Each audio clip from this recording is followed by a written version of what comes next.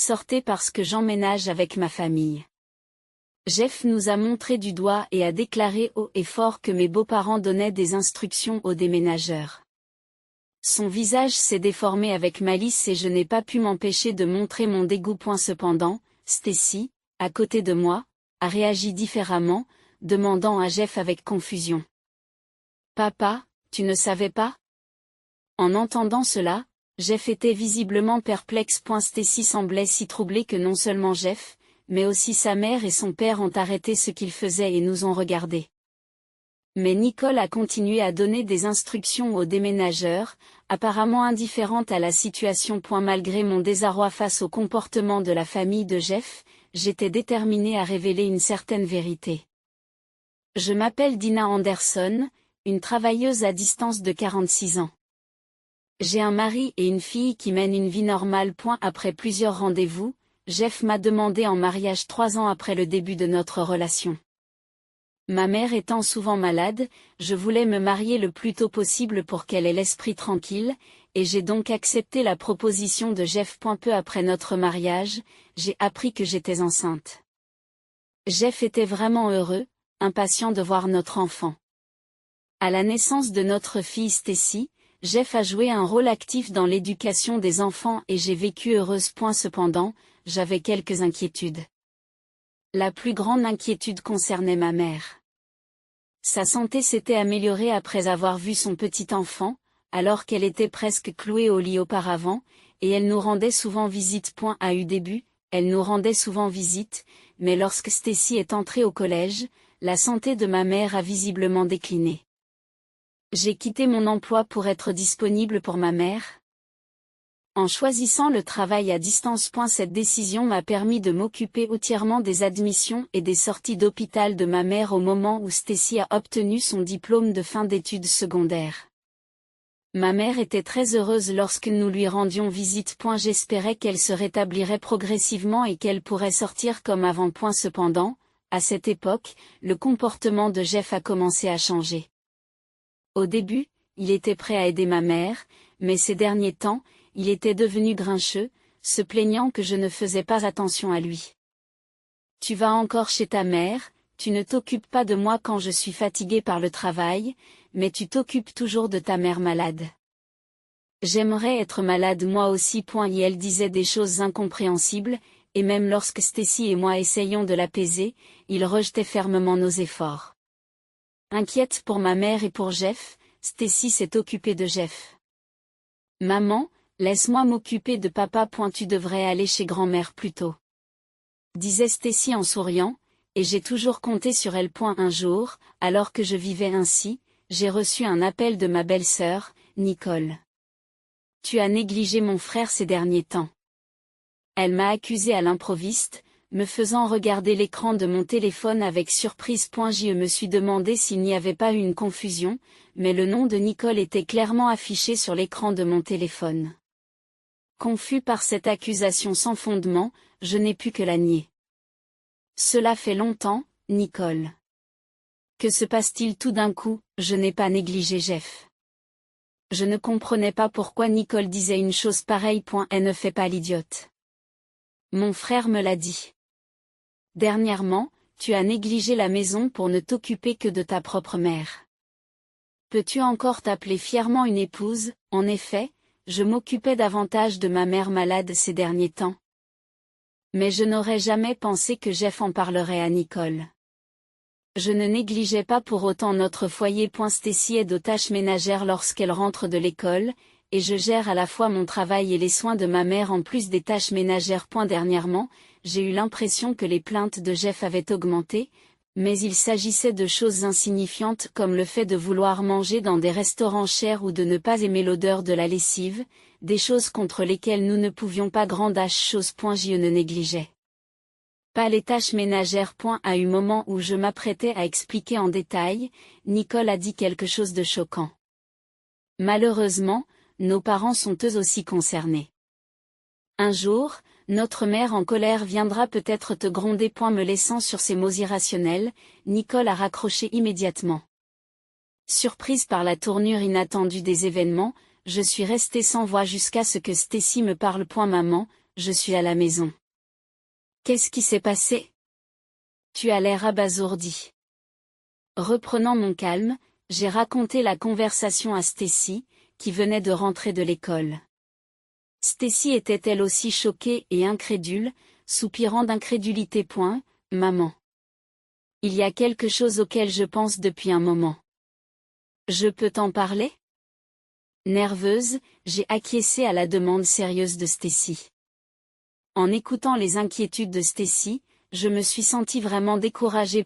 A eu cours d'une période marquée par les plaintes absurdes de Jeff et les appels harcelants de Nicole, ma belle famille a finalement pris des mesures. Un jour, après avoir rendu visite à ma mère, je suis rentrée à la maison et j'ai trouvé ma belle-mère en train de cuisiner.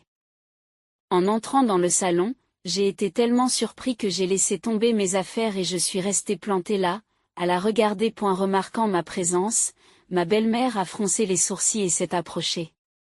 Oh, tu es de retour. Comment va ta mère? Eh bien. Assieds-toi quand même.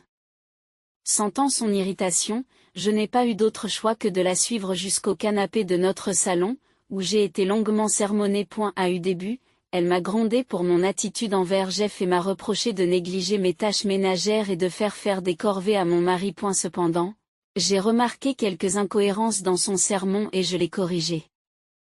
Maman, il y a des malentendus. Je n'ai jamais fait faire les tâches ménagères à Jeff. En fait, Jeff n'aide pratiquement pas.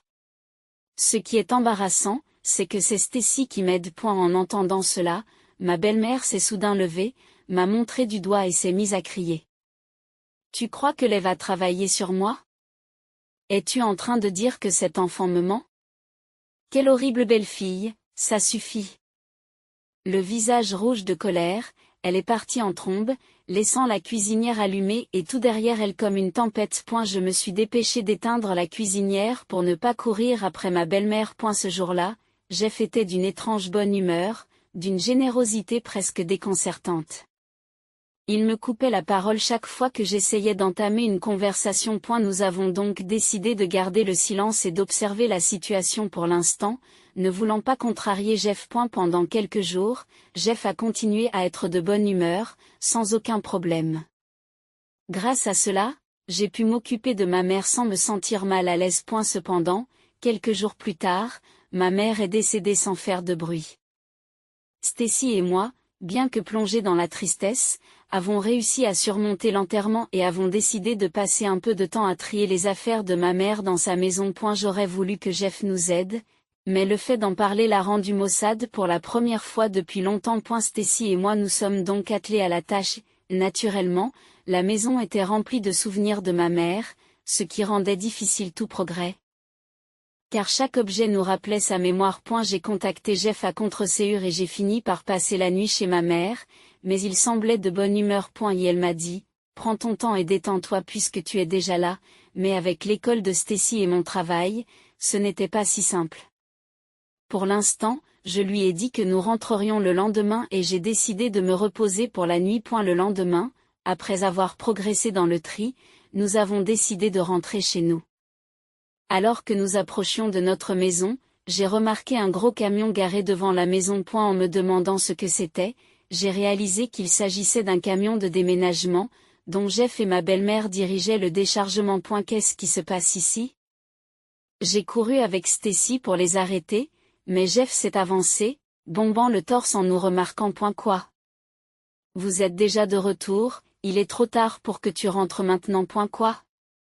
Alors que je restais là, choqué, à regarder le déménagement des affaires dans la maison, Jeff croisa les bras et continua fièrement. J'emménage avec ma famille, alors vous devez partir tous les deux. Pendant que les déménageurs recevaient les instructions de mes beaux-parents, Jeff nous a montré du doigt et a déclaré haut et fort. Son visage s'est déformé avec malice et je n'ai pas pu m'empêcher de montrer mon dégoût. Cependant, Stacy, qui se tenait à côté de moi, a demandé à Jeff avec confusion. Papa, tu ne savais pas? En entendant cela, Jeff était visiblement perplexe. Stacy semblait si troublée que non seulement Jeff, mais aussi sa mère et son père ont arrêté ce qu'ils faisaient et nous ont regardé. Mais Nicole a continué à donner des instructions aux déménageurs, apparemment indifférente à la situation. Malgré mon désarroi face au comportement de la famille de Jeff, j'étais déterminée à révéler une certaine vérité. Oubliée. Cette maison est la mienne. La belle famille est choquée. Jeff commence à paniquer et à pâlir. Même Nicole a cessé de diriger les déménageurs et m'a fait face. Qu'est-ce que tu racontes? Il est impossible que vous ayez les moyens de construire une si belle maison. C'était à mon tour de répondre avec assurance. Merci pour le compliment. Cette maison a été construite par mon père, et à l'origine, c'est ma maison de famille. Ce n'est pas possible. Cette maison est si belle. Elle semble presque neuve. C'est vrai qu'elle a l'air comme ça. Merci, maman. Ma mère l'a rénovée pour nous comme cadeau de mariage.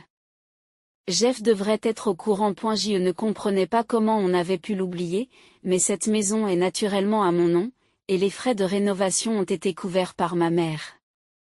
Elle a déménagé sans problème dans un appartement pour que nous puissions vivre heureux ici pendant longtemps. Jeff et moi sommes allés remercier ma mère et avons même envisagé de vivre ensemble.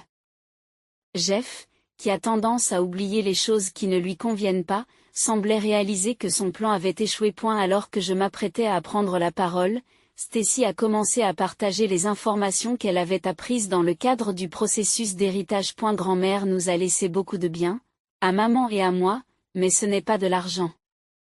Il s'agit de choses comme des terrains et des appartements qui ne peuvent pas être facilement convertis en argent. En entendant cela, Jeff s'est tourné vers ses parents avec des yeux brillants et Nicole a levé la main en signe de joie. Nicole lève la main en signe de joie.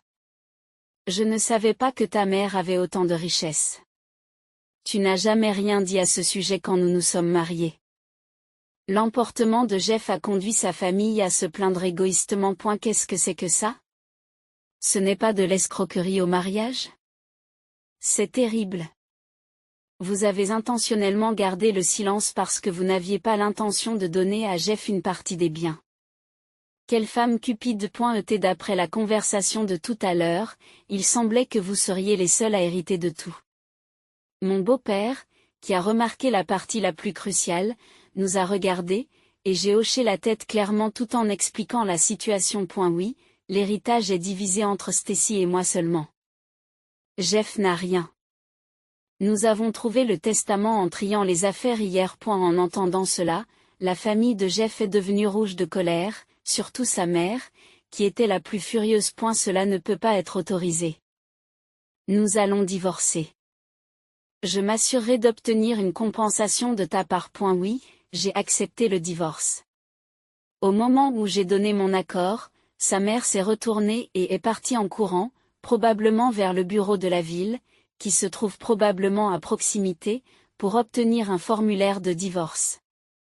Je n'ai délibérément pas empêché son départ en colère et je l'ai regardé partir. Alors que je regardais sa mère se diriger vers le bureau, Jeff m'a demandé d'un ton grincheux, « Et, qu'est-ce que tu comptes faire maintenant? Que veux-tu dire par là?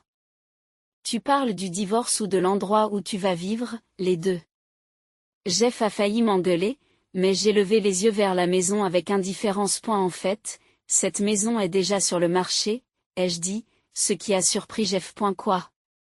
Confus par mes paroles, Jeff avait l'air perplexe. Il a échangé un regard avec son père, puis s'est retourné vers moi. Il ne semblait pas comprendre ce que je voulais dire. Bien sûr, c'était prévisible. Alors que nous passions une nuit de plus chez ma mère, Jeff et sa famille n'auraient jamais pu imaginer que je vendais cette maison. Face à l'énigme, Jeff et sa famille, je me suis à nouveau exprimé avec assurance. Je l'ai toujours senti. Chaque fois que tu me traitais mal, je me demandais pourquoi je t'avais épousé. Je l'ai supporté pour le bien de Stacy. Mais même Stacy a dit qu'elle n'en pouvait plus avec toi. Jeff, confronté à cette vérité choquante, pâlit et regarde Stacy. Stacy a alors fermement croisé le regard de Jeff et a exprimé ses pensées. Papa, tu as toujours dit que c'était triste d'être ignoré en tant que chef de famille, ou d'être rabaissé après être rentré fatigué du travail. Les mots de Stacy ont laissé Jeff sans voix. Je me suis dit que s'il signait les papiers du divorce en silence, en boudant, je n'aurais plus rien à dire. Juste au moment où je pensais cela, Nicole a dit quelque chose de choquant. UCK, si j'avais su qu'on en arriverait là, je n'aurais pas pris la peine de faire les travaux de rénovation. Toutes les personnes présentes ont été prises au dépourvu par cet aveu soudain et ont regardé Nicole en même temps. J'ai été surprise non seulement que Jeff et mon beau-père ne soient pas au courant des actions de Nicole, mais aussi par sa déclaration elle-même. Mon beau-père s'est écrié. Pourquoi fais-tu une chose pareille sans permission? Ce à quoi Nicole s'est mise à trouver des excuses sans trop s'inquiéter. Je voulais vivre dans ma chambre idéale, d'accord, je me suis alors dit, pourquoi ne pas reprendre cette maison et la rénover tant qu'on y est?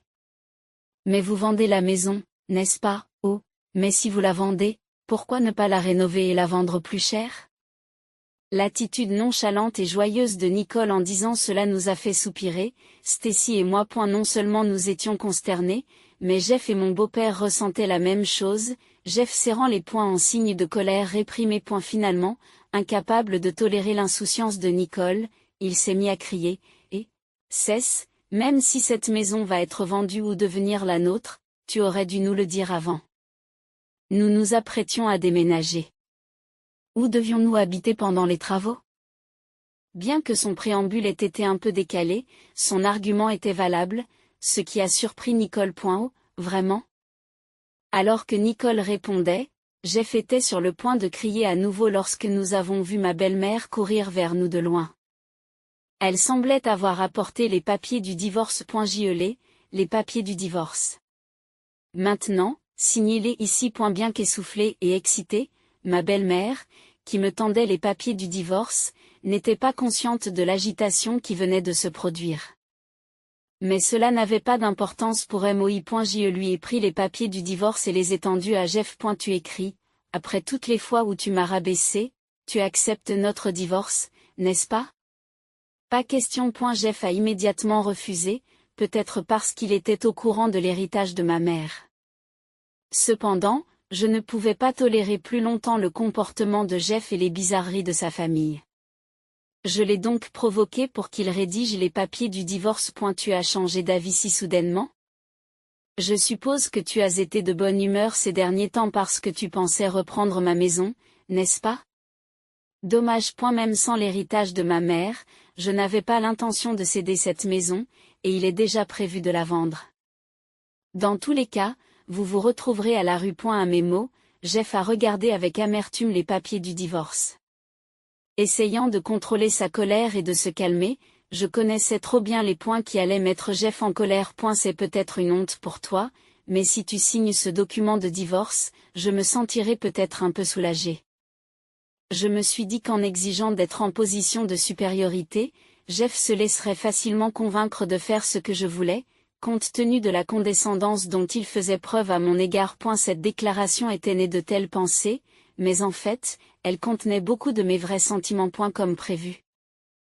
Le visage de Jeff devint rouge de colère, et il arracha les papiers du divorce de ma main, commençant à écrire immédiatement. Et si tu insistes autant, je te donnerai ton divorce. J'ai ressenti un sentiment de soulagement face à l'action précipitée de Jeff. J'avais craint qu'il ne revienne sur sa décision et ne se calme, mais Jeff était simple après tout. Après avoir reçu les papiers du divorce à moitié remplis, j'ai rempli ma part pour éviter tout autre événement inattendu et je l'ai complété. J'ai ensuite confié les papiers du divorce à Stacy et je suis retournée auprès de la famille de Jeff. Il ne reste plus qu'à déposer le dossier au bureau de la ville, alors prenez toutes les affaires que vous avez apportées avec vous. Attendez une minute, vous êtes sérieux? Vous avez dit que vous seriez soulagé si Jeff signait les papiers du divorce. C'est exact, mais je n'ai jamais dit que j'accepterais le déménagement. Et la rénovation? Quelle rénovation? Je ne suis pas au courant de la rénovation dont on a parlé en son absence. Ma belle-mère, qui se tenait à côté de mon beau-père, a attrapé Nicole après avoir reçu une explication. Une grosse dispute a commencé, et tandis que mon beau-père et Jeff essayaient d'intervenir, j'ai tenté de partir avec Stacy. Cependant, Jeff et Nicole, déterminés à ne pas nous laisser nous échapper, se sont agrippés à nous, mais les déménageurs qui avaient observé la situation avec consternation sont intervenus pour servir de médiateurs. Au milieu du chaos, nous avons entendu le sonder. Sirène de police. protégé par les déménageurs, j'ai regardé autour de moi et j'ai remarqué des voisins rassemblés, attirés par le bruit. Voyant une voiture de police approcher avec ses feux rouges, quelqu'un du voisinage a dû les appeler, et nous nous sommes sentis soulagés. Mais ce soulagement a été de courte durée, car toute la famille de Jeff semblait sur le point de nous attaquer. Juste à temps. La police est intervenue et nous avons été sauvés. Malgré l'intervention de la police, l'agitation de la famille de Jeff n'a pas cessé et un autre officier a dû nous escorter dans une voiture de police pour calmer la situation. Nicole, pensant que son escorte était une arrestation, a tenté de jeter des affaires dans la maison et a naturellement été arrêtée par la police, avec l'arrivée d'un soutien supplémentaire pour finalement étouffer l'agitation. Alors que la famille de Jeff commençait à se calmer, la police nous a demandé de l'accompagner pour l'interroger, ce qui a entraîné d'autres problèmes lorsque Jeff, Nicole ou les deux ont agi contre les officiers. Ils ont été arrêtés pour obstruction aux fonctions officielles et emmenés dans des voitures de police arrivées en renfort. Les parents de Jeff ont également été réprimandés par la police et emmenés au poste pour être interrogés. Nous avons assisté à toute cette épreuve depuis la voiture de police où nous avons fait une brève déclaration. Finalement, Jeff et moi avons officiellement divorcé. Le divorce, auquel Jeff s'est d'abord opposé même après avoir signé les papiers, a été prolongé, mais grâce à un avocat, nous avons pu le finaliser en douceur. Peu après, ma maison a trouvé un acheteur et j'ai pu récupérer l'argent de la vente. Nicole souhaitait une rénovation, mais la maison avait déjà été rénovée lorsque ma mère me l'a léguée, de sorte qu'un acheteur s'est rapidement manifesté. Par la suite, mes beaux-parents n'ont pas été poursuivis, mais ils ne peuvent pas retourner dans la maison dont j'ai hérité, et ils avaient vendu leur propre maison dans l'espoir d'emménager dans la mienne, ce qui les a laissés sans endroit où vivre.